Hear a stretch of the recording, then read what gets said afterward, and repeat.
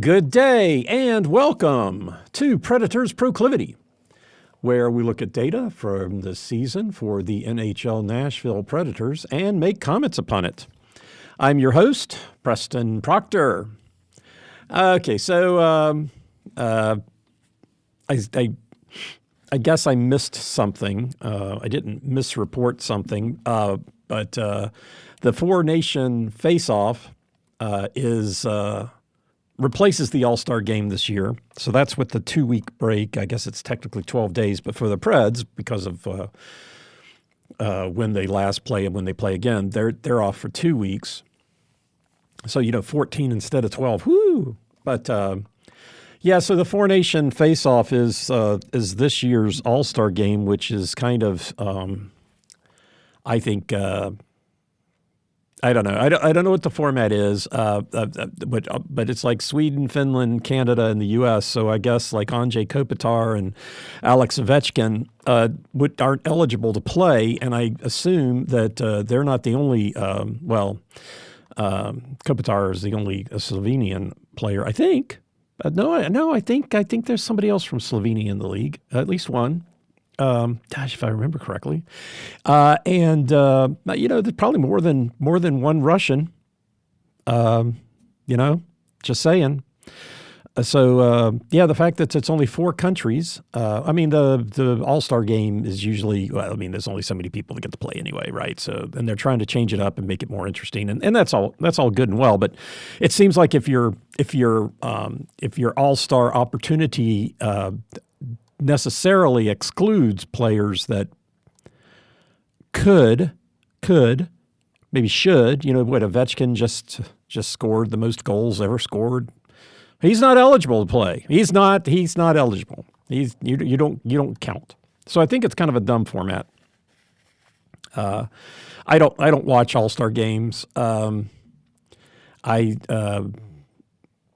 just don't. I think we watch, that 3-on-3 that they were doing was kind of interesting because the games are quick.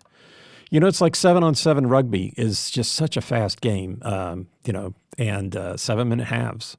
It's just such a fast game that it's compelling to watch, and the game's over real quick. So it's not like, drags on and on and on.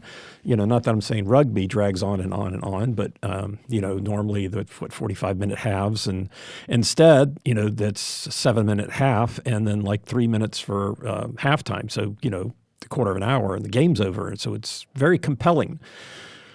And so I think, the way that they were doing it before with the 3-on-3 was compelling. I would disagree with who they select because, they tend to, they got their biases. It's the same people that win the awards year after year. But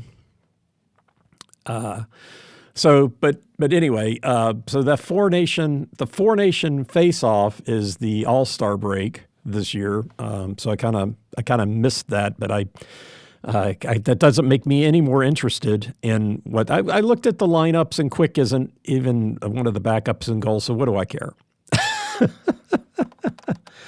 And I'm not sure any Predators on any of the 4 teams. But it could be. Just not interested. I could say that again. Let's not.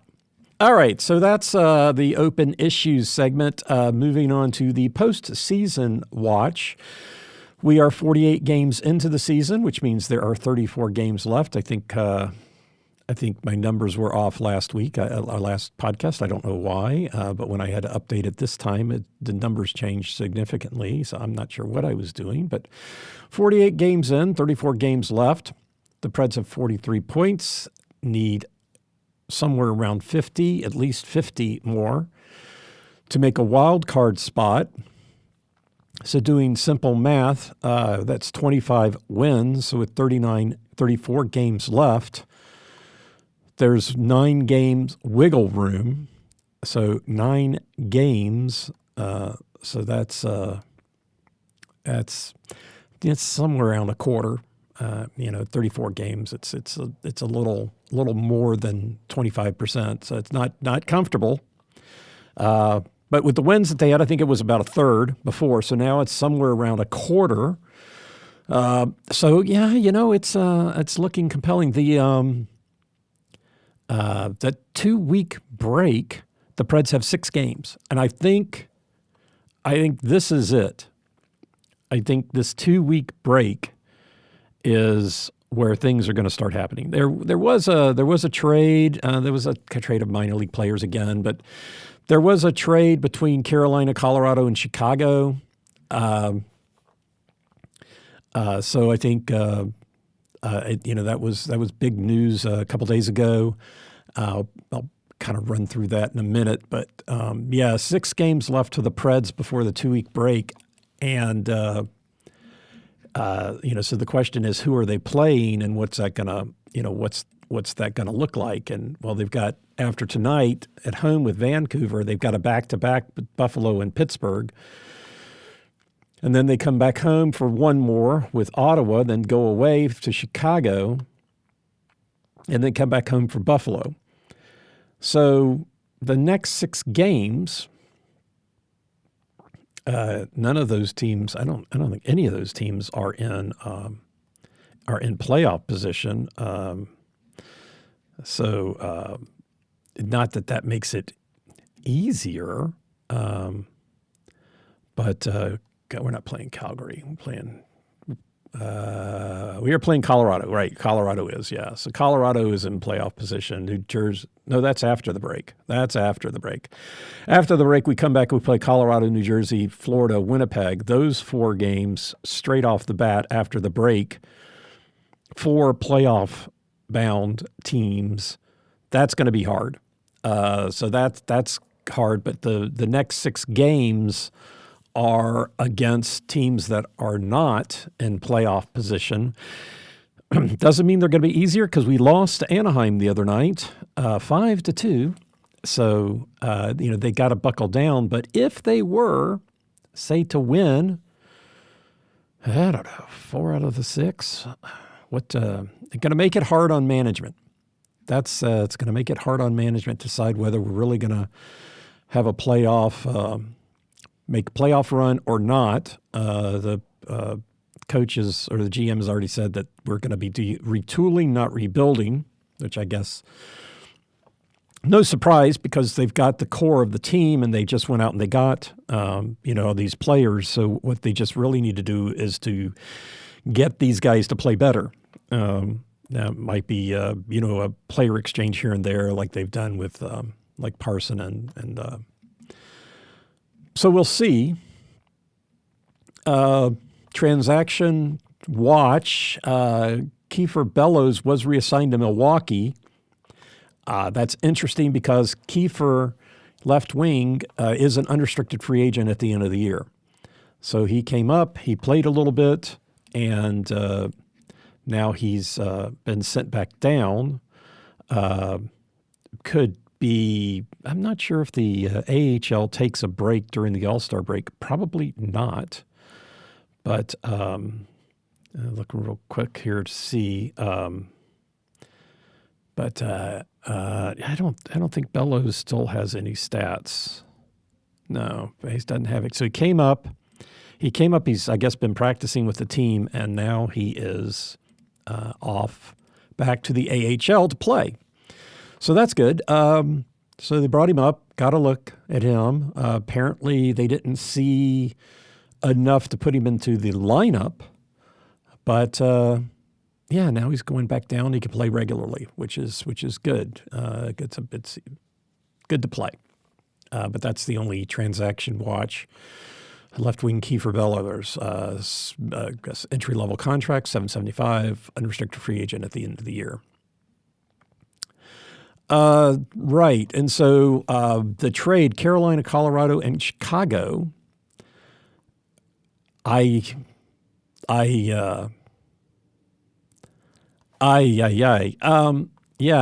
that was my one thought, and I didn't look it up. But yes, okay. So that for bingo, I did think to look up Taylor Hall's cap hit, and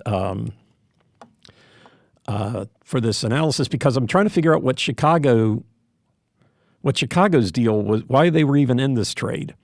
So they sent Taylor Hall to Carolina, and one of their prospects, Nils Youngtorp, that's probably as good as I can get, for a third-round 2025 draft pick from Carolina. So they get a third-round 2025 draft pick, and they give up Taylor Hall and a prospect, and they agree to pay half of Colorado, now Carolina player Mikko Rantanen. So they're picking up half of, I guess, half the rest of his $9 million salary. So I'm guessing they've got some room. They got Taylor Hall. All these players that went around were unrestricted free agents at the end of the year. The scuttlebutt on Rantanen in Colorado was that they couldn't pay him. They were unwilling to pay him more than they're paying their defenseman. His name escapes me at the minute, but and Rantanen was unwilling to take what they were offering because with the cap going up next year, the fact that they are negotiating for a salary for next year means that there would be an opportunity for everybody's salaries to be going up. So they didn't want to settle, and I guess Carolina has the room. Now Colorado did get Martin Necas from Carolina, who is their better player. So Rantanen was one of the better players for Colorado, and Necas was one of the better players for Carolina. So they swapped teams, and Necas is also an unrestricted free agent at the end of the year. But I think the highest paid forward or highest paid winger, I guess that's the highest paid winger because Drysdale and McDavid are two of the top four being paid. Drysdale, actually, the highest paid, because both of those are centers, so that matters. So Carolina sent Drury and Necas, forwards Jack Drury and forward Martin Necas, to Colorado. They sent a second-round 2025 and a fourth-round 2026 to Colorado. So they sent a good player and I don't know about Drury, average player, mid-level player, I don't know. And a couple of draft picks to Colorado and then a draft pick to Chicago. So they gave up 3 draft picks and 2 players to get 3 players, Rantanen, Hall, and Yentorp. So that's, and they only have to pay half of Rankinen's salary for the rest of the year. So that's got to be kind of weird. I know the Preds still have a couple players who they're paying who haven't been on the team for a couple of years. And so, they're getting salaries from multiple teams. I'm guessing they don't do their own taxes. At this point, I don't think they're doing their own taxes. If they're making $10 million, $9 million a year, they're probably paying somebody to do their taxes. Which, side note, there was a NFL quarterback and his wife were on talking about how hard it is to have a will, and so they're using this one company. And my wife just looked at it and go, "That is so." They've got lawyers. It's like we're supposed to suspend disbelief that this quarterback and his wife had no idea how to set up a will until they went and they got this low-cost product and how easy it was. Really? We're supposed to believe that? Don't think so. But anyway, Colorado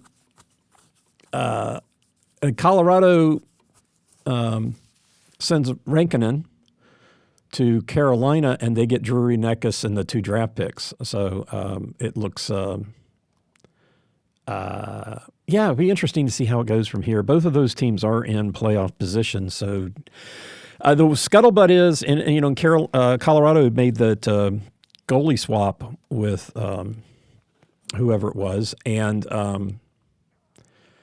Vegas, I think it was. And then the scuttlebutt is they're not done. So, yeah, expect some things out of Colorado. They may not have anybody on their team at the end of the year that they had at the beginning. And maybe that's the goal there, too. And not forget Nashville and Colorado exchanged backup goaltenders, and then they went and they exchanged starting goaltenders. So Colorado really active here. And anyway, I would expect, when we come up on that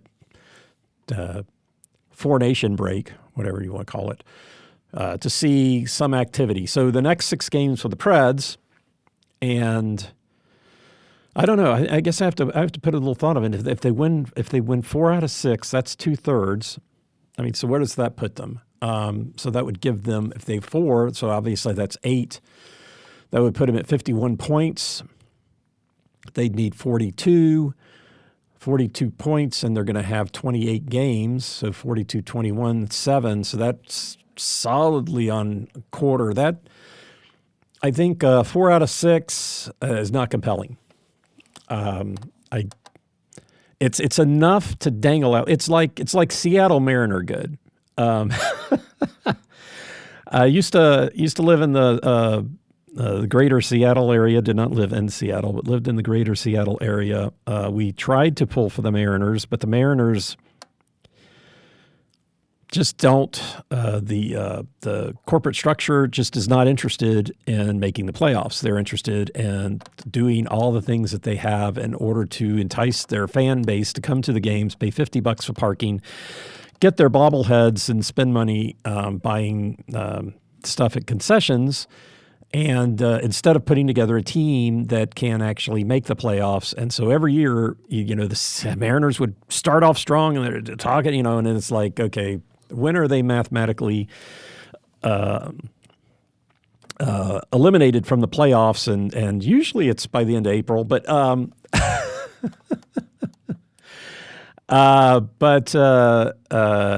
year they hung on, and I think it was in the last 6 games, they just had to win one. If they won one of their last 6 games, they'd make the playoffs, and they couldn't pull it off.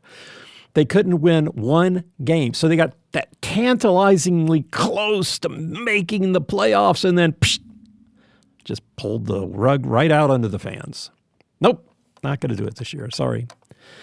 But yeah, so that's kind of the Mariners. So I feel like the Predators are kind of in that space where it's looking tantalizingly like they could make the playoffs, but it's just sliding away.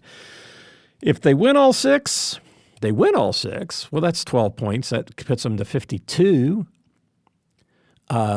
52 points, and they'd only need 38 points, which is 19 games, and then they'd have, 28 games, so they'd have 9 games of, so that's a third. They'd be back to a third. Again, I think that's pretty tantalizing. And I think, from a fan standpoint, it's fun to talk about and look at and think and scream at management, but, the management's got to make whatever decisions. And if they're retooling, that's the, we're going to have the opportunity to come up and take advantage of other teams that think they can make the playoffs and want to make the playoffs. And they think they can make the playoffs. They want to make the playoffs, and they're going to do what they need to do in order to try to get there. And if you can take advantage of that, you can make your team better. And, maybe get some good deals, depending on how it goes. And then you're not worried really about how the rest of the season plays out. It's a way to get the team an opportunity to practice and get used to playing with each other and bring up people and look at them. And, it's a tryout for next year and a, kind of real game situation. I think that's kind of where the Preds are. That's just I'm a little concerned about what they're going to have to give up. I think O'Reilly is definitely going to be somebody that teams are going to be looking for. I think they mentioned Nyquist and Sissons as other teams. I think I think if I was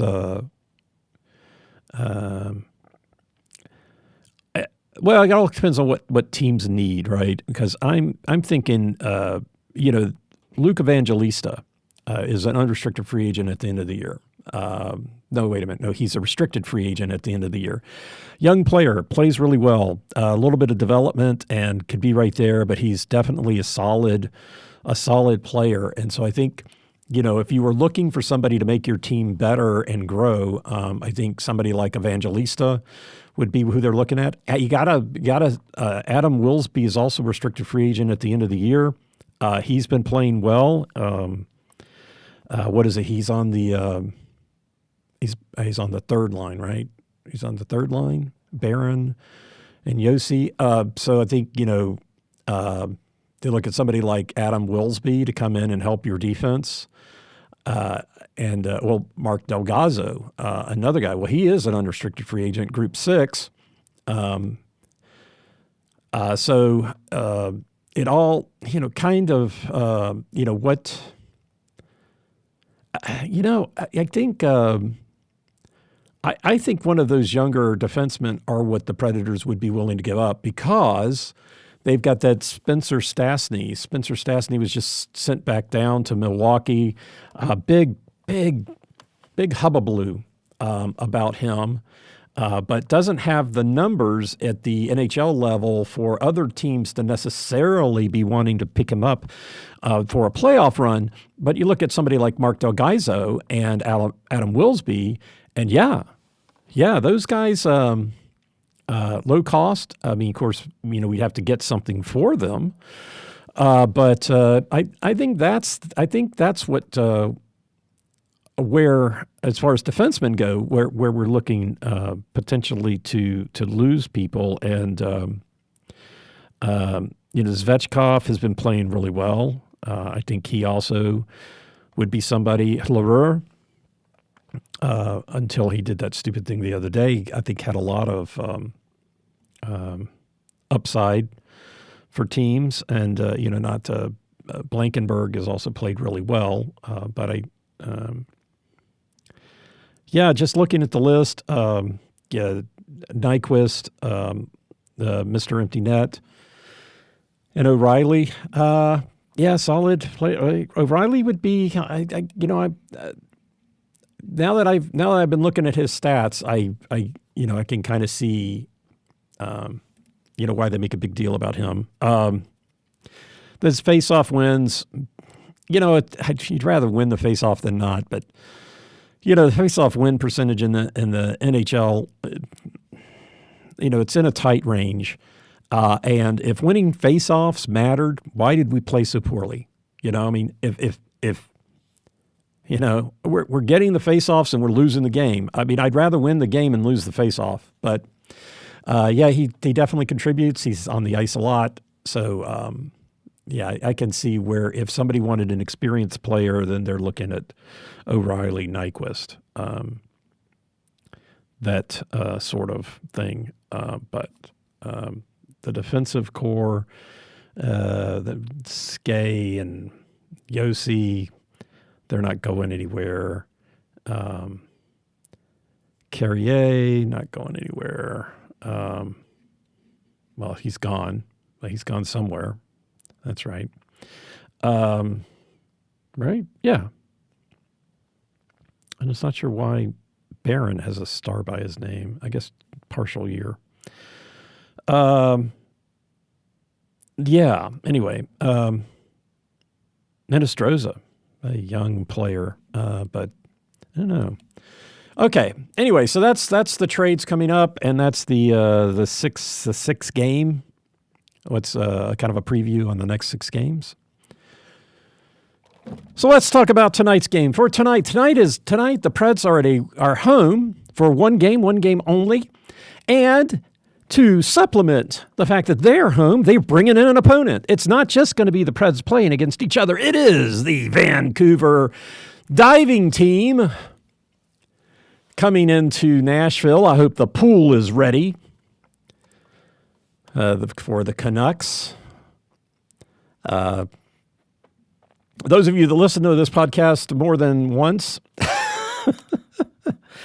I don't like Vancouver, and the fans in Vancouver are condescending and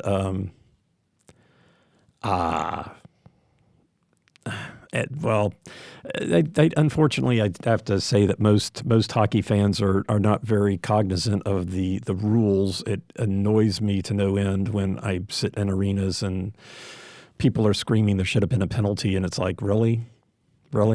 I mean, you serious?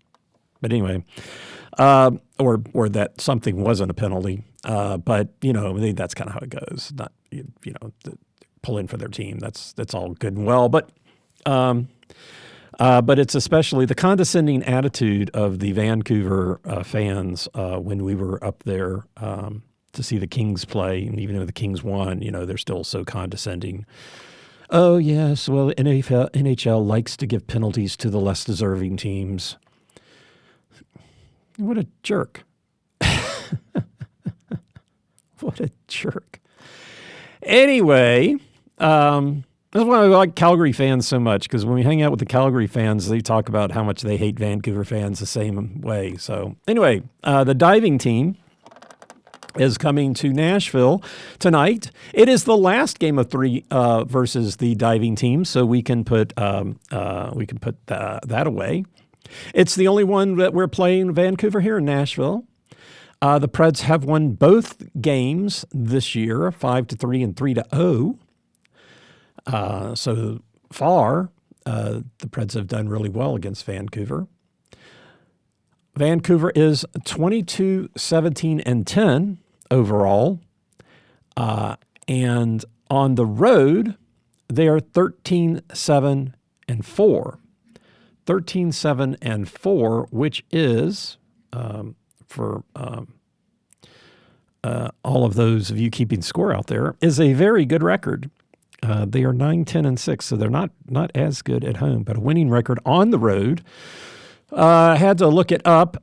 I'll get to that in a second, but they're 5th in the Pacific with 54 points. They're 1 point behind Calgary and 6 points ahead of Anaheim. Anaheim has played one more than they have. Their 10 overtime losses leads the league by 2. Pittsburgh is second with 8. So 10 overtime losses leads the league. The Preds do have 7, so they're in that mix as well. I'll just take a quick look. I didn't look at this because I used to mention this previously, but there's a bunch of teams tied at 7. 1, 2, 3, 4, 5 teams tied at 7. So you got the Canucks at 10, the Penguins at 8, and then the Flames, Blue Jackets, Islanders, Utah, and Predators all at 7.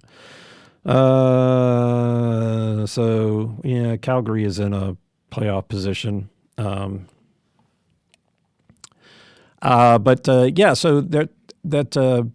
the 10 overtime losses leads the league. Their road record is 9th in the league. You got Minnesota, Washington, Florida, Winnipeg, Colorado, Edmonton, Dallas, and New Jersey, all with better road records, and all of those are in playoff positions. So that they are a dangerous team on the road. They like other people's pools better, apparently. This is their second game of a road trip. They beat St. Louis the other night, so they're 1-0 on this road trip. They won that game 5-2. And next up is Dallas after here in Nashville. They are on a 2-game winning streak after a 2-game losing streak, and they're 4-5-1 in their last 10. This 2 in a row is their first consecutive win since the 1st of December. So they have gone almost 2 months without winning 2 in a row. They're 9-12-7 in that span. Notable personnel changes for Vancouver. Number 44 left wing Kiefer Sherwood is out. He's day-to-day expected back on the 31st, so he's expected back for Dallas, but who cares? He's not supposed to be here in Nashville. Notable stats, he's at the top. I mean, he's like fifth. It's like I kept seeing his name, but nowhere interestingly enough to call it out. But then the total body of work, yeah. So I think they're missing him a little bit. In the first game of the year against Nashville, he did score one of the goals. They scored 3 in that goal, and they didn't score when in the second game. Let's see. So other people, number 81 center Dakota Joshua, listed on ESPN as being out, but on Puckpedia, they have taken him off the list. So I assume that means he is off. He's expected back for tonight's game, but as notable stats, in the same situation for defenseman Noah Juulsen, number 47. ESPN shows him off, and Puckpedia says he's, or ESPN shows him as on injured reserve, and Puckpedia does not. Expect back for the game, no notable stats. One interesting transaction, they did recall from Abbotsford Canucks, boring. But from Abbotsford, they recalled number 54 center Atu Ratti. He did play in the first game versus Nashville, scored a goal on 2 shots. So he scored a goal on 2 shots. So the fact that they called him back up almost made me want to put him in the player to watch category, but I didn't. He did not play in the second game, and ergo, they did not score any goals. So there you go. Who do we need to watch? We need to look out for number 74, left wing Jake DeBrusk. He's first in goals with 17, third in shots with 97, and third in shooting percentage at 17.5%, which is good. 17 goals on 97 shots, and those 17 and 97 are first and third on the team. So number 74, and then number 6 right wing Brock Boeser. He's second in goals with 16. He's got the third worst plus minus at -10, so definitely want to pay attention when he's on the ice because somebody might be doing something. But he's second in shooting percentage at 19.5%, which is good. 16 goals on 82 shots. So, those two guys shooting can be a little on the nervous side of things.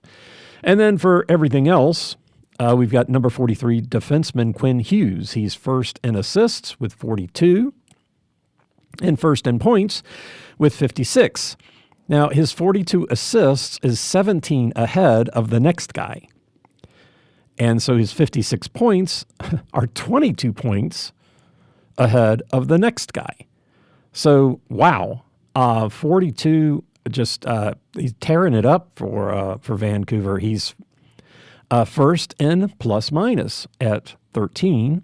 Of course, he's got 56 points, but so that's 43 goals for the other guys. He's first in time on ice with 25-21, and he's first in shots at 133. So he's first in shots and first in assists. He's 133 shots and 42 assists. So what's that, third, right? Something close to a third. Third of the time he shoots, he gets an assist. Oh, and then he's got, what he's got? He's got 14 goals. 14 goals? He's got to be like third on the team. I gotta be,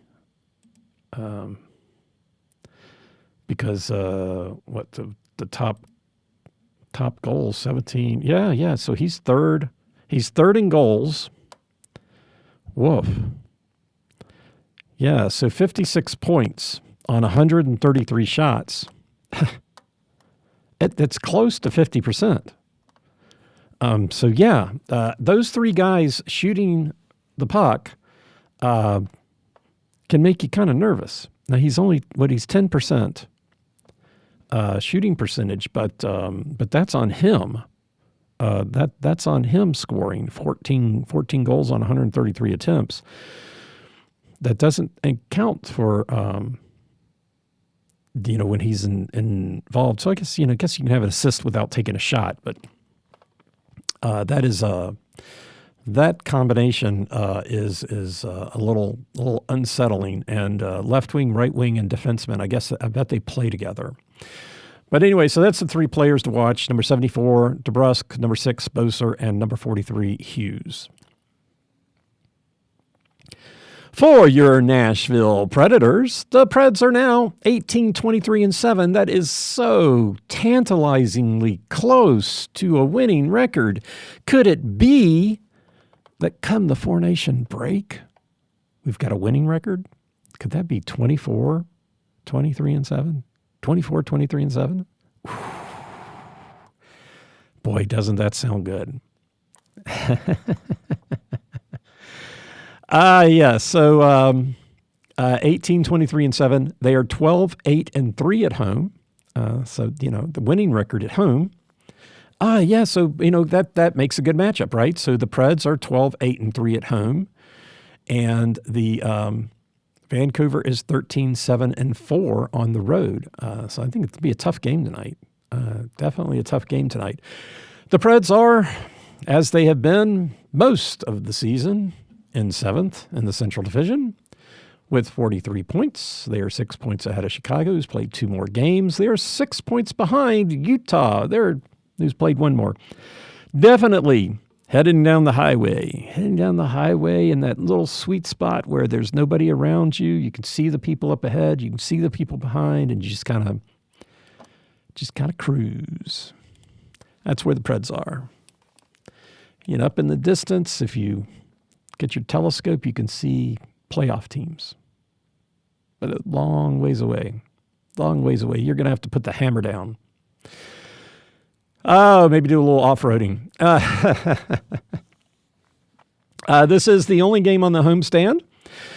So we go from this homestand to a back-to-back on the road with Buffalo and Pittsburgh. That's Friday and Saturday. I'll do a combined preview for that on Friday. That should be interesting. Like I said, I've been looking at the back-to-back records. The Preds, we'll get to that on Friday. Notable personnel changes. Number 77, right wing Luke Evangelista, still on injured reserve, expected back February 7th. No real notable stats. But somebody I haven't mentioned all year, has been on injured reserve, non-roster, all season, but is expected to be back on the 31st, so he could be back in time for this weekend's games, or at least one of them. We'll see, but it's number 93, right wing, Austin Roast. He signed a 3-year entry-level contract back in March of last year. He was drafted in 2023 in the 6th round by Nashville.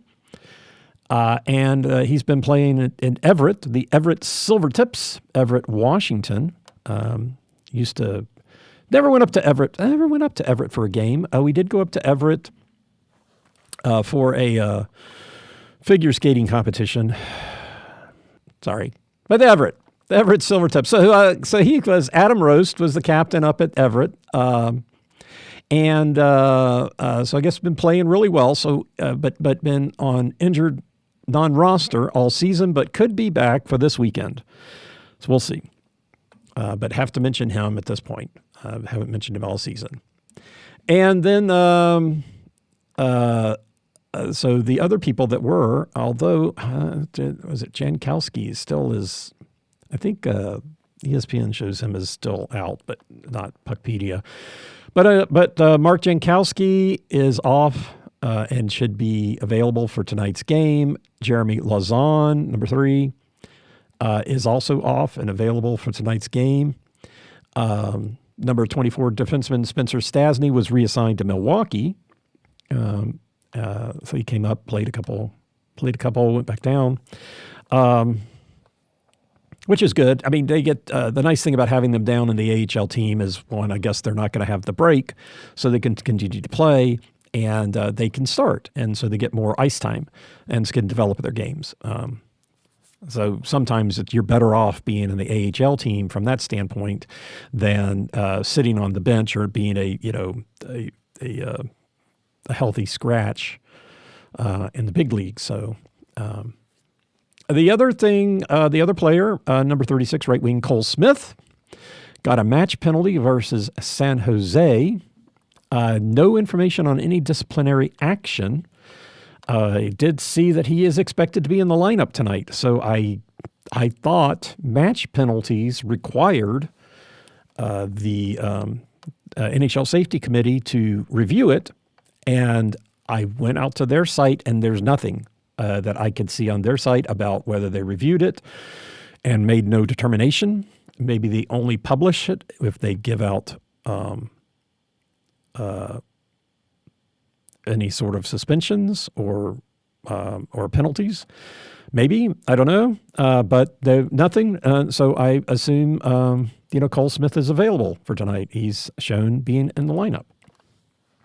And then the last guy, $. Boy, that should be a number, but it's $. $5 defenseman Kevin Gravel, recalled from Milwaukee.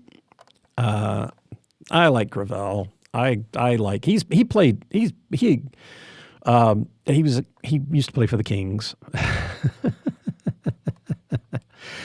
No, I'm not going to launch into a rant on the Kings. Sorry about the figure skating thing, but I have very strong feelings about figure skating. I think it should be better, and especially here in the U.S. Michelle Kwan and all the USA figure skating ruined American figure skating. Not her in particular, but the fact that we kept promoting her and she was like, and they couldn't win anything on the world stage. What they were doing in the rest of the world was irrelevant to U.S. figure skating because they just wanted Michelle Kwan to skate around in circles and look beautiful. And she did. She was really good at that. Not her fault. But that did not help USA figure skating to be able to keep up. And it took them a while to catch up. For a sport I don't care about, really don't care about.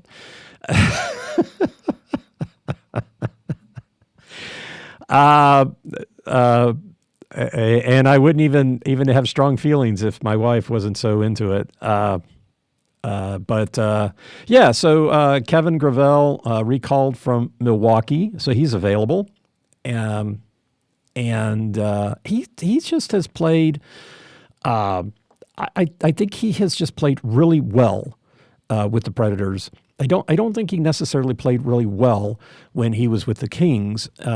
Getting younger, he's not that young, but just I think look it up here. Just because I watch him because he's an ex-King, and I just think, he's 32, 6'4", 205, 32, from Kingsford, Michigan. So another American not playing in the Four Nation face-off, but hey, that's no surprise. But yeah, I just think that he just, I'll watch him because we on the ice. I want to see how he's doing, and he's just played really well this year. I think he just really played well, getting into the flow, picking up pucks, being in the right spot, doing all the things that you've got to do on a every play basis to be good. That does not show up in the standings and does not.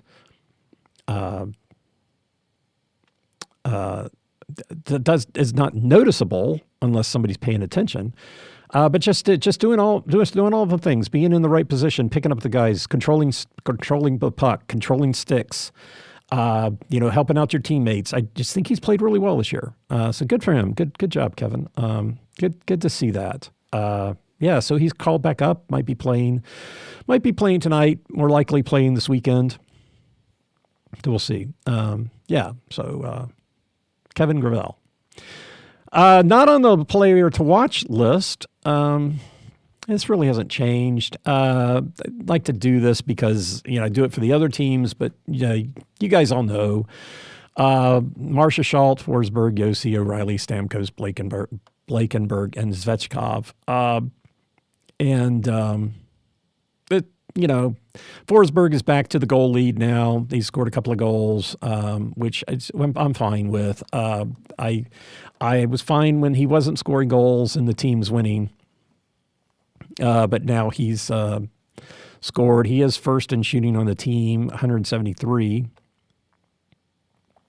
Call out Blakenberg, defenseman, number 37, Nick Blakenberg, because he's first on the team in plus-minus at 11. There are only 4.4 players that have a plus-minus of over 0, and that's Willsby, Gravel, and Hanostra. So those 4 players are the only ones above 0. Yossi is last on the team at minus 20. No real surprise. He's first on the team in time on ice. He is third on the team in points at 35. So he's got 35 points and he's minus 20. But hey, a lot of that came at the beginning of the season. I tried yesterday to see if I could get the NHL site to give me stats just from a particular date, and I don't see that. Maybe you have to download everything and do it yourself, but I didn't do that. But I also call out Svechkov because he's first in the team in shooting percentage at 18.8%, 6 goals on 32 shots. Now, 6 goals, not noticeable, but he hasn't played in that many games. So a lot of that is coming from the recent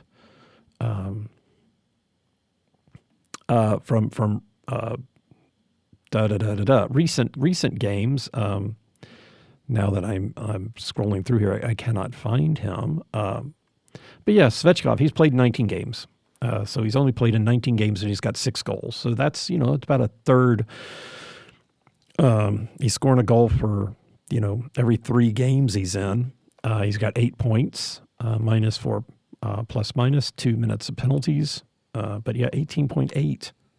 So, just call that out because he's starting to score goals. 6, really, I don't really pay a lot of attention to that. But again, he's only played 19 games. You like to pay attention to somebody like Steven Stamkos, who is 4th on the team at 16%, which is not outstanding, but it's really good. It's really good for the NHL. 20%, over 20%, you got to really have to call out. So 16%, it's good. 17 goals on 105 shots. O'Reilly is right there too, 16.5%. 14 goals on 85 shots. So, when those two guys start shooting, 1 in 6, right? 16%, 1 in 6. And then Nyquist is there in 5th. Nyquist and Sissons right there. The other two guys. Sissons is 10%, but Forsberg, for instance, is 10%. He's after Sissons in the list. 18 goals on 173 shots, but so Nyquist, Sissons, and Novak are right up there. So the players that have been talked about with regards to the trades Svechkov is on top, but they're, as far as shooting percentage goes, their names are right there, which, we'll see. But, okay. I've talked enough about the trades. So let's move on. So those are the players to watch. Good numbers. Numbers getting better all the time. And I just wish we'd have beaten Anaheim the other night. That stung. You had to kind of figure. There's no way. So that would have been 12 wins in a row. They weren't going to do that. They're going to lose a game here and there. They're going to. There's no way they're going to win out, right? They're just not going to do that. So, and they didn't have to. They have to win, 2/3 of the game. So they have to win twice as many, at least twice as many as they lose. That's why you think, if they go 4-2 over the next 6 games. But it's nice to keep some of that leeway because, like I said, coming back from the break, they got Colorado, New Jersey, Florida, Winnipeg. They kind of be lucky to get 2 wins out of that. And then the Islanders and the Rangers. So the first 6 games coming back are going to be hard, but the first 4 especially. And then they hit Boston. Yeah, so the 7 games after the break are going to be teams that are fighting for playoff positions, and then Seattle, Chicago, San Jose, Anaheim. But yeah, get the wins when you can. So I'm not an Anaheim fan, but I don't hate Anaheim as much as my wife does. Like I said, I do have the old Mighty Duck jersey. That's so cool. Anyway. All right. So, players to watch. All right. So the Preds at home are 12-8-3. And let's not forget that since December 12th, they are at home. They are 7-1-1. 7-1-1. Since that 8-game losing streak. So that is really good. They are 4-6-0, so not as good on the road, but, they'll get a chance to win some games on the road here coming up this weekend. But yeah, so 12-8-3, that's overall, and 7-1-1 since middle of December. The first goal at home, it looks pretty good. And these numbers are since the middle of December, December 12th. At home, they're 5-0-1 when they get the first goal and 2-1 when they do not. So right now at home, you can say it really doesn't matter. Overall, since then, they're 9-0-1 when they get it, 2-7 when they don't. So still, even though at home it looks good, still rather they get it than not.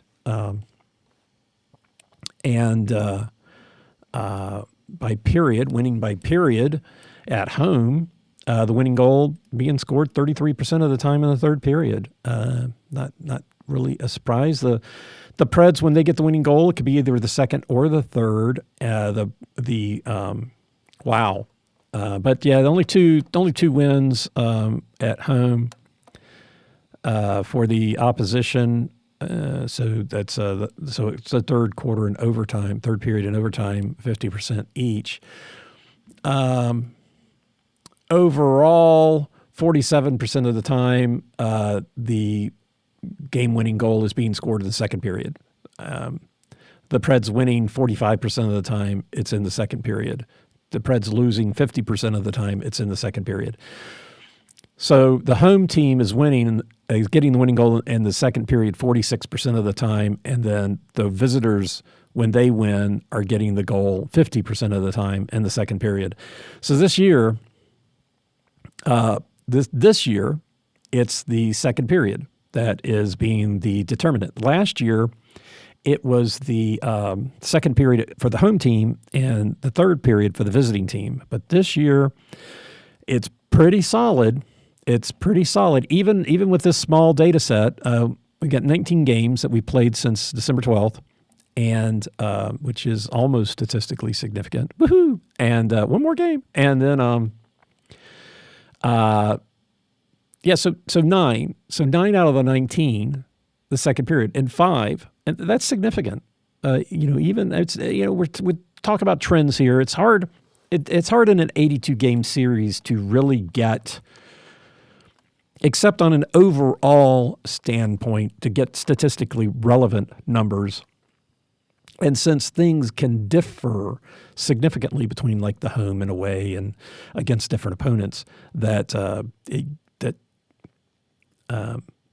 it can be tough to get what would be considered statistically relevant numbers.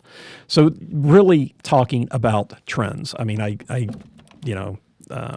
use statistics, percentages, statistical, whatever. But we're really talking trends here. And and so the trend is for the winning goal to be scored in the second period. And, what did we see the other night? The winning goal was scored in the second period by Anaheim. The previous two games, it was the third. Before that, it was the second, the shootout, second, third, first. Well, there was a stretch of, what was this, 1, 2, 3, 4, 1, 2, 3, 4, 5 games in a row. The winning goal was scored in the second period. 1, 2,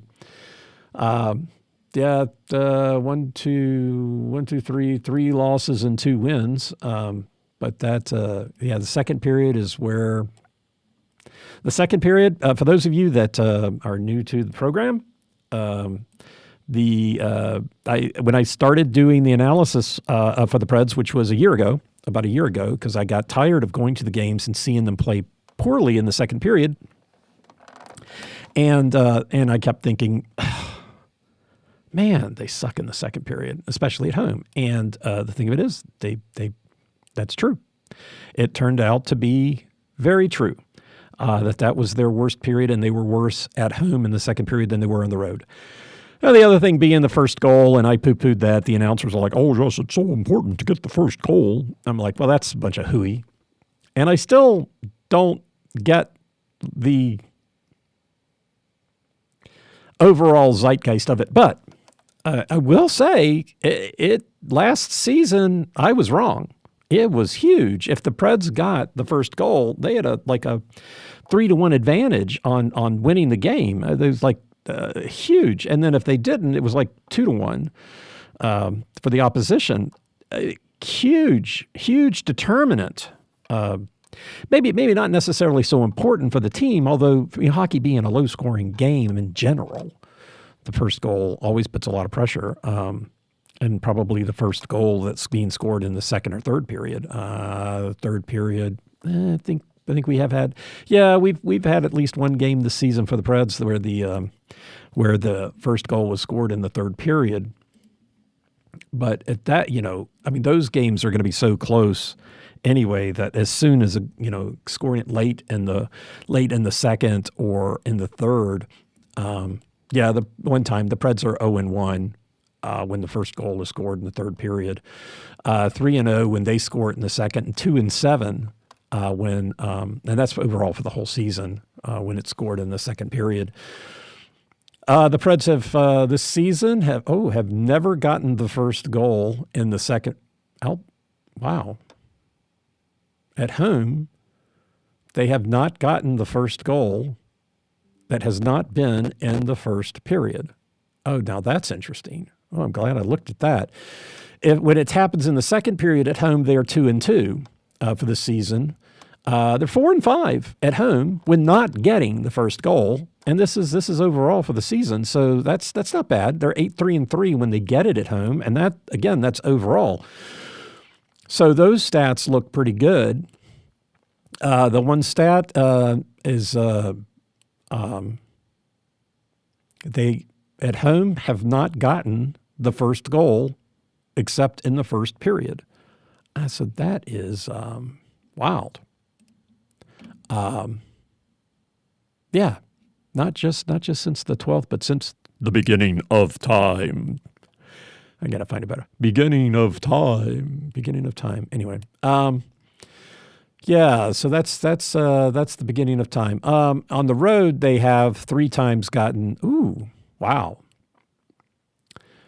On the road, when the first goal happens in the second period, if the Preds get it, they win 3 times. If the opponents get it, the opponents get it 5 times. So 8 times. The first goal has been scored in the second period on the road. Now tonight is a home game, so it's more appropriate to discussion come the weekend. But in the second period, if this season for the Preds, and it's happened once in the third period, the opponents got the first goal in the third period and they won. So if the first goal happens not in the first period, whoever gets it wins the game. So I can see that. I mean, you get into the second, third period and nobody scored yet, and as soon as the score happens, I can see that puts a lot of pressure on the team. Happening early in the first period, you got to think that sucks, but not nothing that can't be overcome. There's still plenty of time, right? So that's So that's back to the percentages. For the season, 38% overall in the second period, 27% in the third. Now that I'm looking at the numbers from the beginning of time. Looking at winning by period. This season, the Preds just start here since the beginning of time because I've got it up. This season, they're not bad in the first period. They're 18, 11, and 19 in the first period. So they've almost won and tied it equally and lost it. Of course, that doesn't correlate because that's the thing, right? The correlation for the first period, when the 18 times they won the first period, they're 10-8 in the game. So that did not help. Those numbers change when you look at things from December 12th onward. But just looking at things overall for the season, they have a losing record in the second period overall, 15, 22, and 11, and the third period, 17, 19, and 12. Now, looking at home, again, they have a winning record in the first period, 13, 4, and 6 at home this season. And looking at the correlation, so the 13 first period wins translates to a 9-4 record. So that's good. When they lose the first period at home, they're 1-3. That's not so good. And tying 2-4. So winning the first period, you win. Winning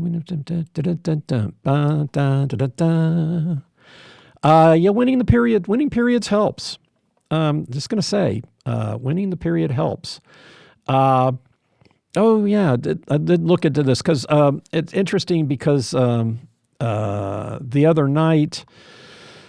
The Preds, which was it? The Preds won. Oh yeah. The Preds won against San Jose. In the first game, they lost the first period and then won the second.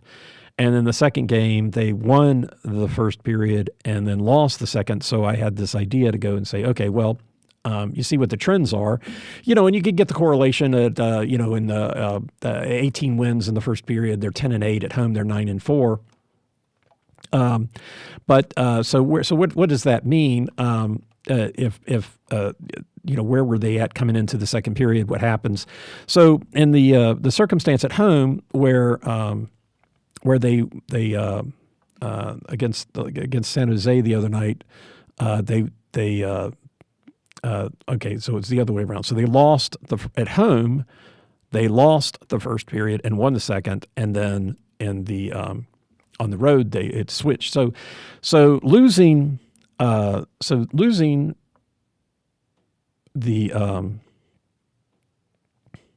that can't be right. Losing 5. Okay, 5 times. 5 times. Okay, I'm gonna have to go take a look at my numbers. My numbers don't look quite right for here. But when they lose and then win at home, that's happened twice, so it's not terribly interesting. But I've got a 1-0-0, and that's not right. So it's got to be 1-1. I was having trouble with, having a little bit of trouble with getting my formulas right. But at home, when they lose the first, win the second, that's only happened twice. They're 1-1. On the road, if they win the first and lose the second, that's happened 4 times, and they're 1-2. So it's just kind of interesting to see, when the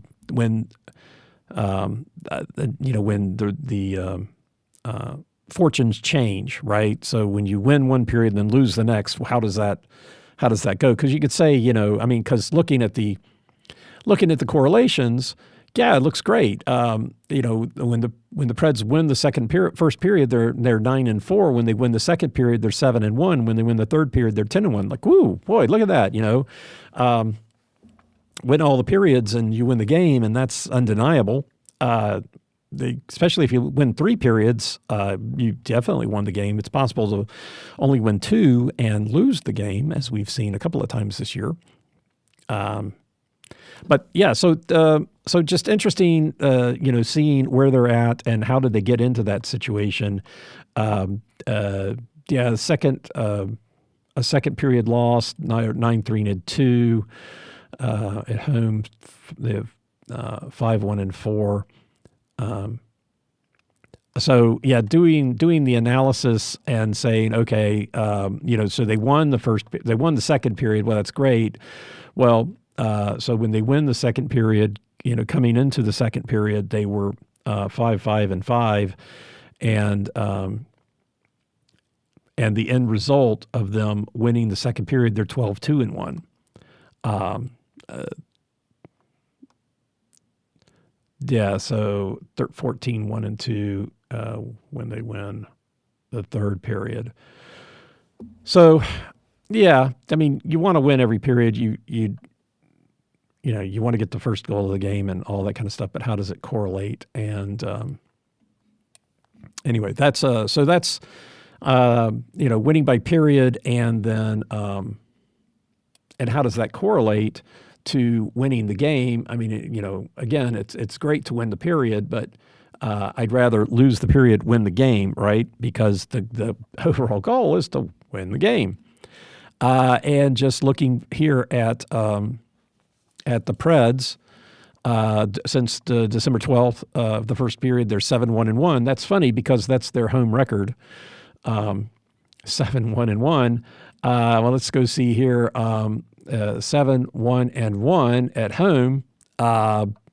So they've won 7, but the one of those wins actually came from a tie. So when the 7 games at home that they won the first period, they're 6-1. I'll still take a first period win. 4-0 when they win the second period. So yeah, I do not need the accessibility assistant. Go away. Yeah, so 7-1-1 in the first period, 4-2-3 in the second, and 5-2-2 in the third. So very strong. The Preds, again, they got a winning record. They're playing really well at home since December 12th. So yeah, looks good. Again, tonight, Vancouver, a very good road team. Winning goal, we already talked about winning goals, winning periods, the first goal. Goal scoring. So let's look at what the Preds are doing as far as scoring goals. And it helps if you go to the right sheet. Thank you. Ooh. Oh, yeah. I started looking at the min-max wins way, whatever. Yeah, interesting because the Preds, when they lose the game, the second period, the minimum score is 1 for both the Preds and the opposition since December 12th. Since December 12th, the minimum score in a loss is 1 for both the Preds and the opposition in the second period. Now, both have a minimum of 0 when the Preds win. And the third period, the opposition continues the streak when the Preds lose by having 1 as a minimum. Let's see, the max for the Preds is 1, and when they lose, max for the Preds is also 1 in the second and third period. Wow. So when the Preds lose, it's 1 goal. Second period home, 1 goal. For the Preds. That sounds kind of interesting. Probably take me a minute to figure that one out, but so maybe I should look at these numbers beforehand. But it's not till I get in here and start talking to you that the juices get to flowing really, and I start thinking, oh, that's interesting. That number looks kind of cool. When they win, the Preds have always scored in the first period. Again, because they hadn't gotten the first goal except in the first period. But as far as goal scoring goes, the Preds in the first period are just 1 goal ahead of the opposition, 19-18. They're behind in the second, 22-23. In the third, slightly ahead, 23-20. And so that's since the 12th.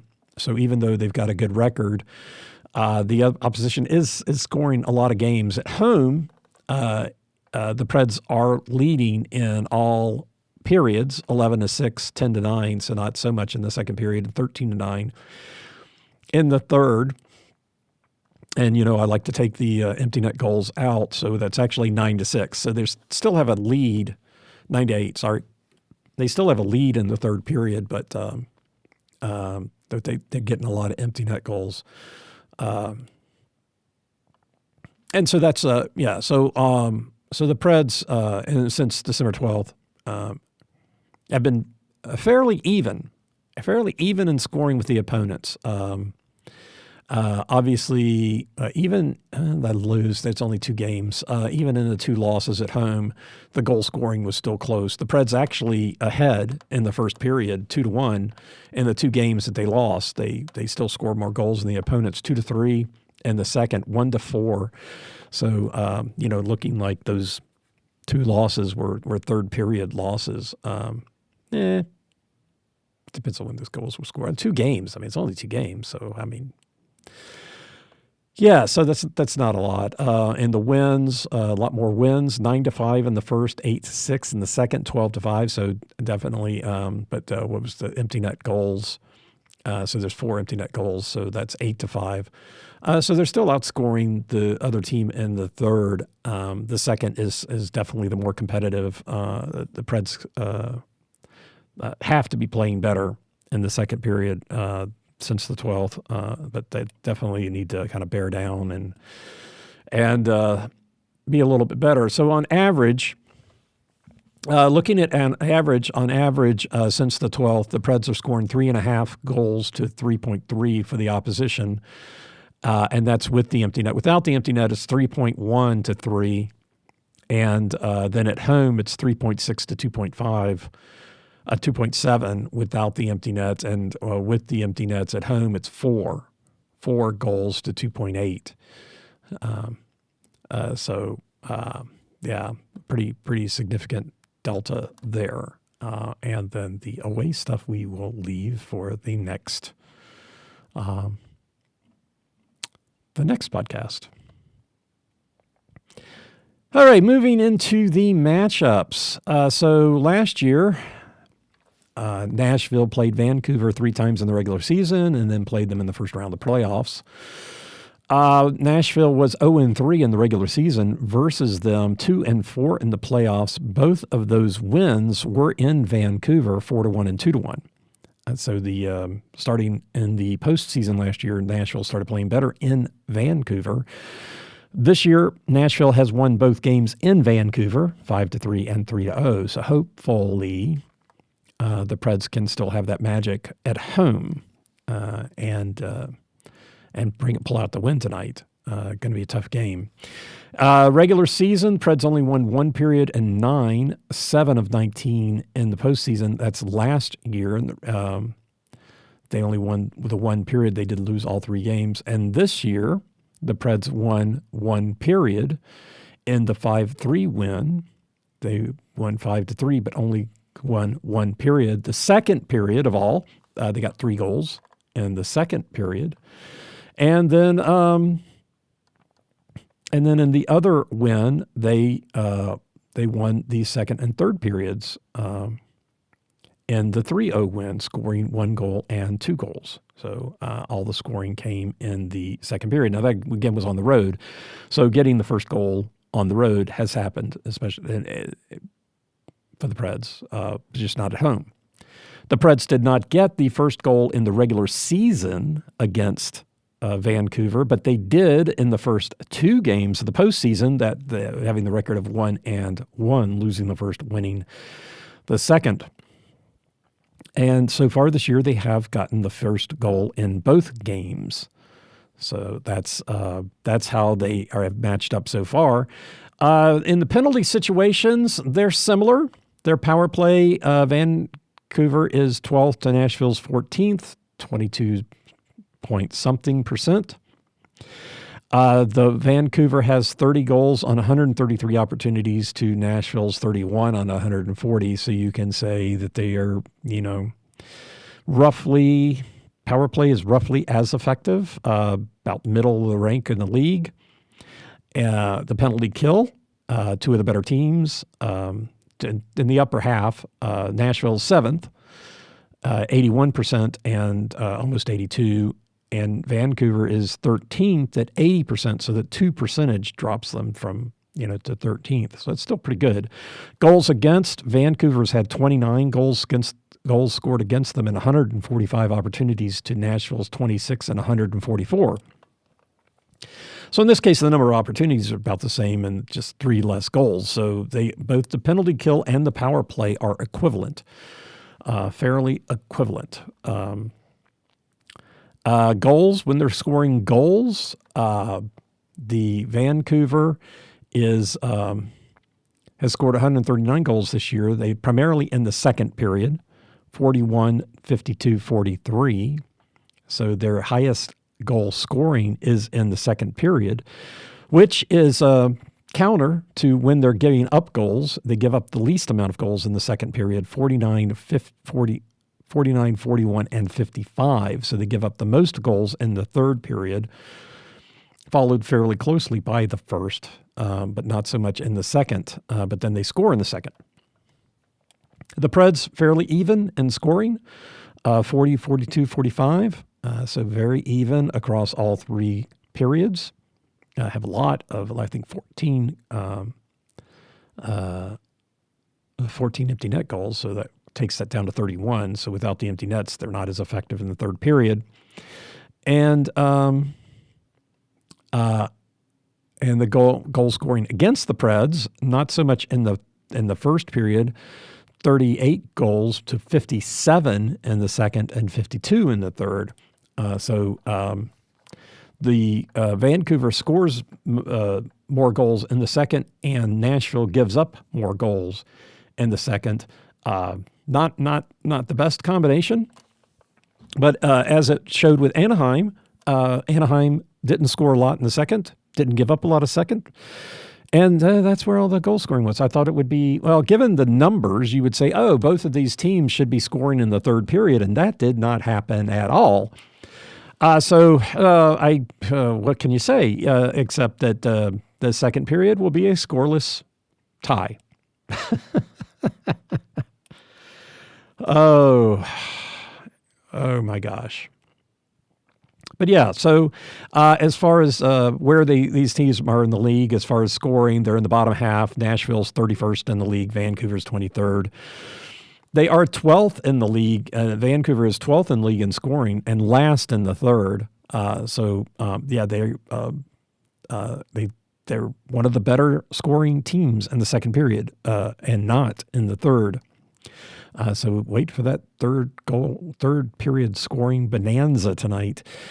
The Preds are 31st in the league in scoring goals, pretty 25, 27, 27th, in all. And then this is from the entire season, not since a particular date, which I would love to be able to talk about. Goals against, 13th and 15th, Vancouver 15th. They both have scored 154, but the way it's just the numbers that came out, so they've given up the same number of goals. The Preds against are 9th in the league, so the 9th most scored against team in the league. Vancouver, the 11th most scored against in the first. And then the Preds are one of the stingiest teams, 25th in the first, 19th in the third. So pretty solid, except in the second. Pretty solid, except in the second. I guess I could do my own analysis because I've got all this. You do that. Oh, no. The goals. No, you do that. I've done that. Anyway, so primarily the second period is where would be the danger period, given that Vancouver is prone to score and the Preds are prone to give up. And nowhere really are the Preds prone to score, but the Vancouver does prefer, if you're going to score against them, to score in the first period. So I'd say, if they're going to give us that opportunity, take it. Let's just take it. Momentum. Vancouver has won their last 2, but they're 4-5-1 in the the last 10. So the things that I've read says the wheels are kind of coming off in Vancouver. They're looking to make a bunch of trades. It sounds like they've kind of given up on this season. Doesn't mean they're giving up on the games, right? But their momentum is heading in a negative direction. Nashville, we lost to Anaheim on Saturday, 2-5. But it did end the longest winning streak of the season, which was 5, and 7-3 in the last 10. Nashville, their momentum is definitely turned around. Definitely playing better hockey. From a not sure where the administration is. My guess is the retooling. Try to make strategic trades with teams that are willing to give up people in order to make a playoff run, and then who knows? At the end of all that, we could wind up better this season and not just prepared for the rest of the for next year. I think that would be very that'd be kind of clever. That would be clever, but I don't know anything about the management. I'm just a guy behind a microphone. All right, so that's momentum. Momentum definitely in Nashville's favor. Goaltenders, Vancouver has Kevin Lankinen as the person getting most of the work, 18, 8, and 6 this season. I guess backing him up is Thatcher Demko at 3, 5, and 3. Demko was the starter last year, injured in the first game of the postseason against the Predators last year, and has been out most of the season. And so Lankinen was an important sign for Vancouver, and he has been getting most of the work. Demko was in goal for the first 2 games, both wins against Nashville last year. DeSmith was in goal for the other game, another win for Vancouver. This year, or I guess, in the postseason, Demko was in goal for the first postseason game and was injured. DeSmith with the next 2, and then Artur Silvos the last 3, and they leaned on him and the rest of the playoffs, I believe. He's been up, played with the regular club a couple of games, but he's playing primarily in the AHL, Abbotsford, whatever, Canucks. Lankinen was with Nashville last year, so he didn't have any goals against Nashville last year, except in practice. He was in goal for the 2 previous games this year, both of which were losses. Lankinen did start the last 2 games. Demko played the 4 before that. So I was expecting to see, and I am expecting to see Demko in goal tonight. The Daily Faceoff says Lankinen.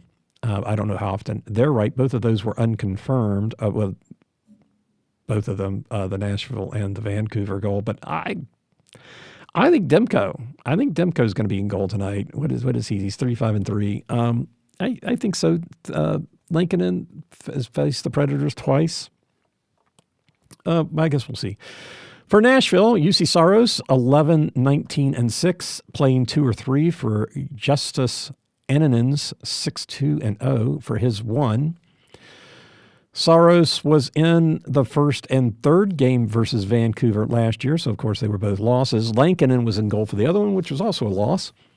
Saros was in goal for all the playoff games, so he was 2 and 4. Saros in goal for the 2 games this year, so he's 2 and 0. And Noonan did not face Vancouver for Colorado last year. Annunen has been in the last 2 games. He came in relief. Not last 2, but he came in relief of Saros in the first game versus San Jose, and then he started the game in San Jose with Saros playing against Anaheim the other night. So I'm expecting Saros to be in goal tonight, get his second straight start. So that's your goaltenders.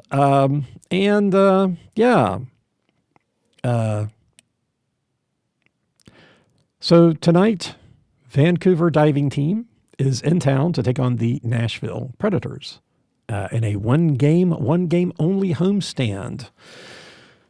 Watch out for number 74, number 6, and number 43. Lots of things happen when they shoot the puck, 74, 6, and 43. And we'll talk to you on Friday after this, getting ready for the weekend of 2 back-to-back games. And we will be talking about it after starting the next winning streak after tonight's game. Tonight's game starts the winning streak is what I meant to say. All right. Hey, thanks for listening. Y'all be safe out there. All right. Thanks for listening. I'm Preston Proctor, and you've been listening to Predators Proclivity.